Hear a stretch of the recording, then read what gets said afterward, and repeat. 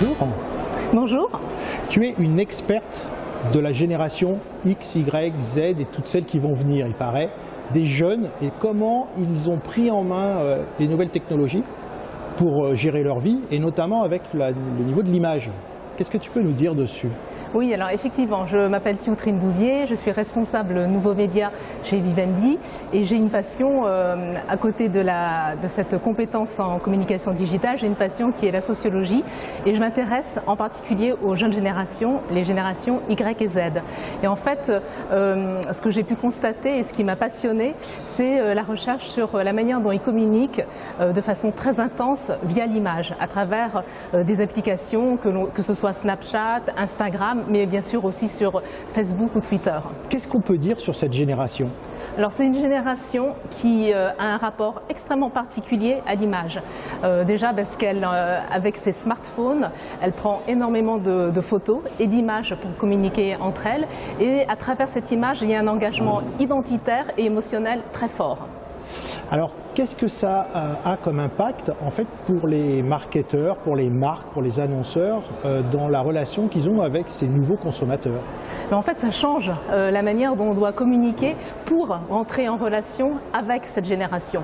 Parce que effectivement, il va falloir décrypter, comprendre de quelle manière elle communique et ces nouvelles images, de quelle manière elles s'insèrent dans les outils. Par exemple, Snapchat, c'est un mélange de mix images. Il y a du texte, il y a de la photo et bien sûr beaucoup de selfies, mais aussi du dessin.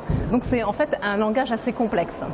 Et est-ce que ce langage, les marques sont capables, de le comprendre, mais de le prendre à leur compte pour pouvoir véhiculer des messages pertinents en termes de, j'ai envie de dire, communication et peut-être même de publicité ? Alors certaines le font de manière de plus en plus intégrée et intelligente.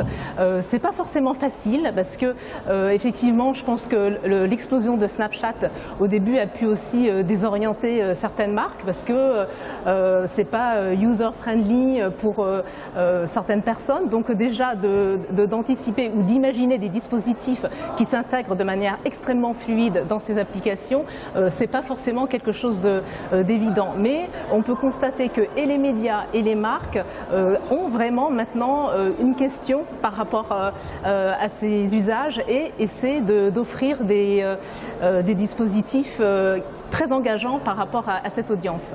Et certains y arrivent très bien.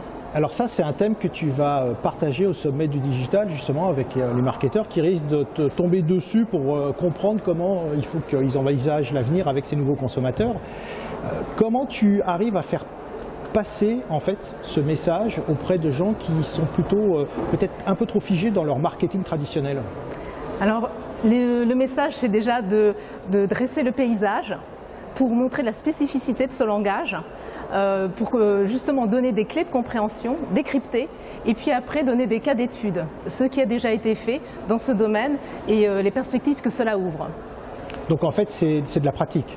Exactement, c'est de la pratique et puis il y a une dimension expérimentale. Le digital, c'est un périmètre d'exploration et de découverte et j'engage moi aussi les marques à imaginer de nouveaux dispositifs et à libérer leur imaginaire là-dessus. Alors on se retrouve au sommet du digital et puis on se fait une séance Snapchat, Instagram, Facebook et puis Vine en même temps là-bas ? Exactement, je vous y attends. Merci beaucoup Thio.